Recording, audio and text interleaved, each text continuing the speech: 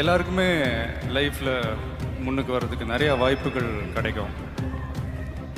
ஆனால் என்ன, அந்த வாய்ப்புகளில் இருக்கிற கஷ்டத்தை பார்க்குறவங்க தோத்துடுறாங்க, அந்த கஷ்டத்துலேயும் இருக்கிற வாய்ப்பை பார்க்குறவங்க ஜெயிக்கிறாங்க.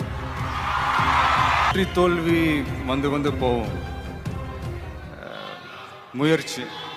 முயற்சி மட்டும்தான் நிரந்தரமானது. இதை புரிஞ்சுக்கிட்டவங்க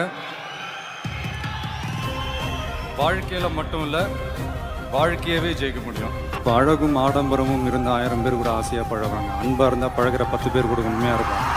இதில் நான் மட்டும்தான் அப்படின்றதுக்கெல்லாம் இடமே இல்லை. Your determination when you have nothing. Your attitude when you have everything.